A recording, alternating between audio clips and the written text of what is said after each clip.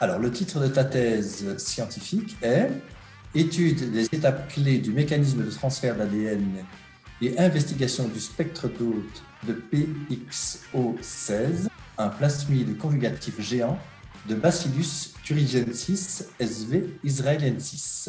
J'espère que je l'ai bien prononcé. Et le titre vulgarisé « Quand sexe ne rime plus avec reproduction ». Pauline, c'est à toi.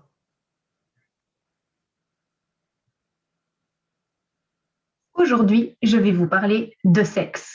Saviez-vous, cher public, que les bactéries avaient elles aussi une vie sexuelle trépidante? Chez l'homme et bien d'autres espèces, les rapports sexuels sont intimement liés à la reproduction. Le but premier est d'engendrer une nouvelle génération. Lors de la reproduction sexuée, les matériels génétiques mâles et femelles sont mélangés pour créer un nouvel individu. Ce brassage génétique est essentiel pour amener de la diversité au sein d'une espèce, entre autres pour obtenir des organismes toujours mieux adaptés à leur environnement. Chez les bactéries, en revanche, la reproduction ne découle pas d'un échange génétique. Elle se fait par simple division. Le matériel génétique est transmis de la première génération à la deuxième, de la deuxième à la troisième et ainsi de suite. Pas besoin de rapport sexuel pour se reproduire. C'est bien dommage pour elle, me direz-vous.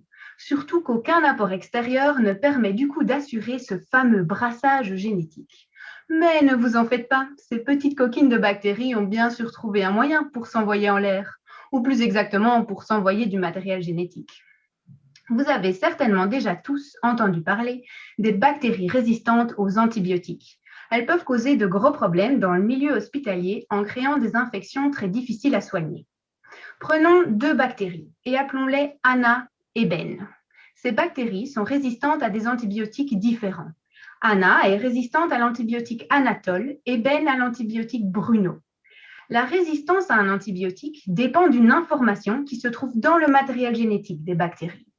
Si les bactéries n'utilisaient que la reproduction, Anna se diviserait en générations de bactéries résistantes à Anatole. Ben, lui, donnerait naissance à des générations de bactéries résistantes à Bruno.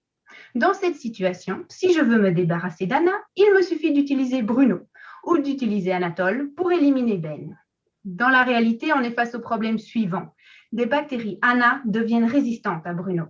Cela veut dire qu'elles ont réussi à recevoir le matériel génétique nécessaire pour résister à cet antibiotique. Et comment ont-elles pu faire ça? Eh bien, il n'est pas nécessaire de vous faire un dessin, je pense. Anna et Ben sont devenus de bons amis. En fait, le mécanisme par lequel Ben a transmis du matériel génétique à Anna s'appelle la conjugaison. Lors de la conjugaison, les deux bactéries établissent un contact physique et la première insère son appareil de transfert dans la deuxième pour lui injecter du matériel génétique. Dans le cadre de ma thèse, je m'intéresse à un appareil de transfert au sein d'un groupe spécifique de bactéries. J'étudie la composition de cet appareil et ce qui lui permet de reconnaître l'information génétique à transférer. Le but ici est de mieux comprendre les échanges génétiques qui ont lieu par conjugaison au sein de ce groupe de bactéries. En gros, mesdames et messieurs, vous l'aurez compris, j'espère, je passe mon temps à observer des bactéries s'envoyer en l'air.